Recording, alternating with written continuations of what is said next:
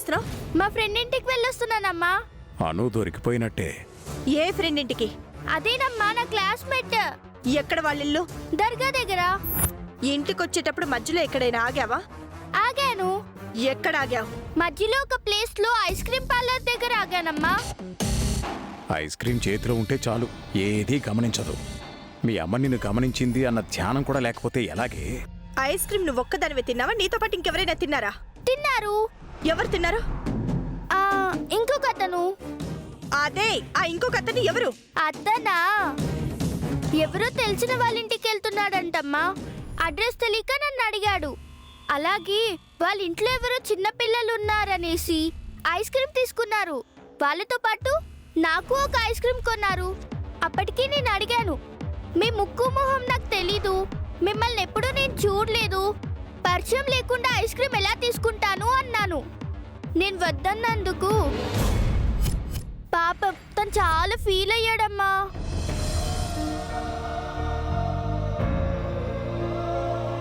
అతని మొహం చూస్తే నాకు చాలా జాలిగా అనిపించిందమ్మా.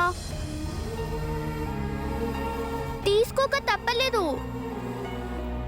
అతనికి చిన్న పిల్లలంటే చాలా ఇష్టమంట. అందుకే నాతో చాలాసేపు మాట్లాడాడు. అవును, నీకెలా తెలుసు? నువ్వేమైనా మమ్మల్ని చూసావా?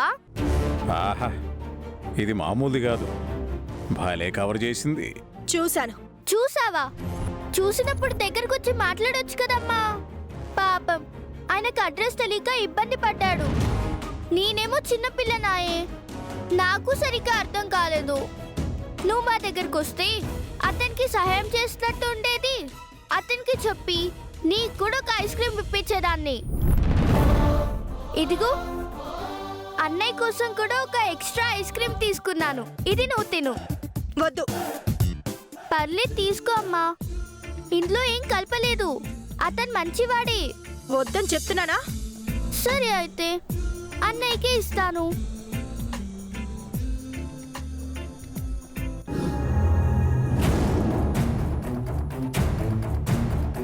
చూసావా అమ్మా, అనవసరంగా కంగారు పడ్డావు. అను మాటల్లో ఎక్కడా తడబాట్లేదు. అంటే నీ భర్త తన నాన్న అతడేనని అనుకు తెలిసి ఉండదు. అలాగే అనుయే నీ కూతురని నీ భర్తకు తెలిసి ఉండదు. ఆపండి బాబాయ్, భర్త నాన్న అంటారు ఊరికే. మరింకేమంటావమ్మా? ఎంత కాదనుకున్నా అతను నీ భర్తే, నీ పిల్లలకు తండ్రే. ఇక ఆ విషయాన్ని వదిలేండి బాబాయ్, ప్లీజ్.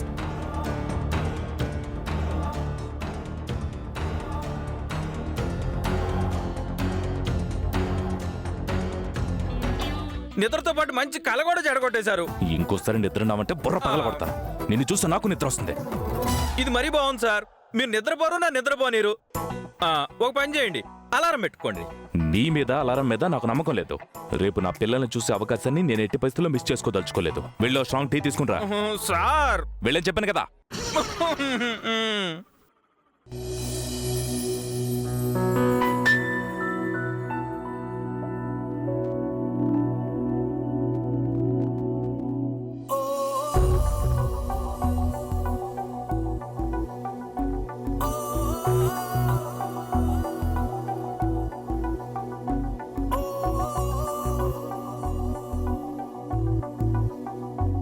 నన్ను క్షమించమ్మా. నీ అనుమతి లేకుండా నాన్నని కలవడానికి అన్నయ్యని తీసుకెళ్తున్నాను. నేను చేసేది తప్పు ఒప్పు తెలియదు కానీ మంచి జరగాలనే తీసుకెళ్తున్నాను. మనమందరం కలిసి సంతోషంగా ఉండాలని ఆశతోటి తీసుకెళ్తున్నాను. నాన్న మీద ప్రేమతోటో నీ మీద ప్రేమ లేకో నిన్ను ఎదిరించట్లేదమ్మా. నీ మీద ప్రేమ లేకుండా ఎలా ఉంటుందమ్మా? నువ్వు నాన్న దూరంగా ఉన్నారు కాబట్టి నేను నీ మీద చూపించే ప్రేమలో కొంచెం తేడా ఉండొచ్చు, కానీ కలిసుంటే ఇద్దరి మీద సమానంగా ఉంటుందమ్మా. అలా అందరం కలిసి ఉండాలని నేను ఈ ప్రయత్నం చేస్తున్నానమ్మా. నాన్న చూపించే ప్రేమ నీకు ఎలా అర్థమైందో కానీ ఆ ప్రేమ నాకు బాగా నచ్చిందమ్మా.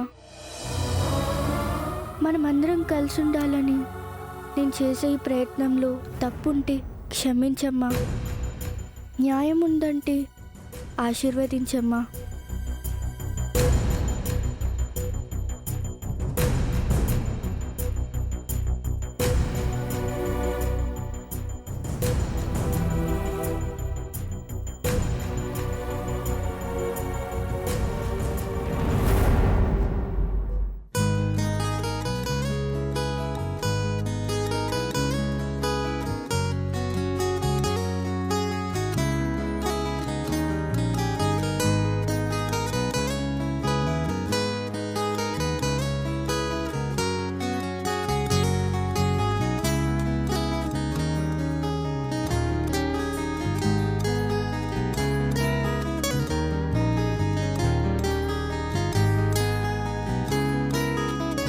ఈరోజు చాలా తొందరగా రెడీ అయినట్టున్నావు.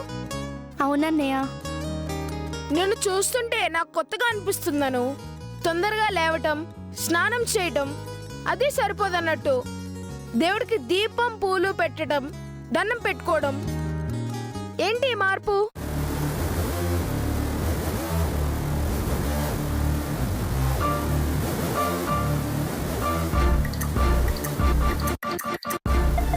ఈరోజు నాన్నని కలుస్తున్నాం కదన్నయ్య, ఆ సంతోషంలో ఇదంతా చేశాను. కానీ ఒక విషయం గుర్తుపెట్టుకో అను, నువ్వెప్పుడు ఒకవైపే ఆలోచించకూడదు.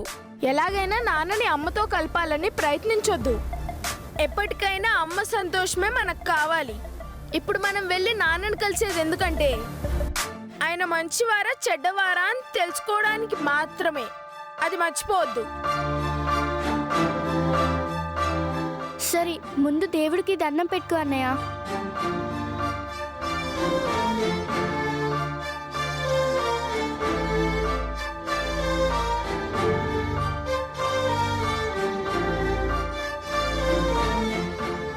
పద, అమ్మకి చెప్పి వెళ్దాం.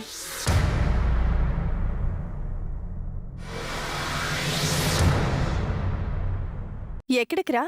అమ్మకు చెప్పి వెళ్దామంటున్నారు. ఇంత పొద్దునే రెడీ అయ్యారేంటి? ఇద్దరు ఎక్కడికి వెళ్తున్నారు? ఆ విషయం నేను చెప్పనమ్మా, అను చెప్తుంది. అమ్మకి అబద్ధం చెప్పనని తెలుసు కదా అను. ఏంటే మాట్లాడరు? ఎక్కడికి వెళ్తున్నారు? గుడికి వెళ్తున్నామమ్మా. గుడికా? ఏంటి అంత స్పెషల్? ఇంత పొద్దునే రెడీ అయి వెళ్తున్నారు?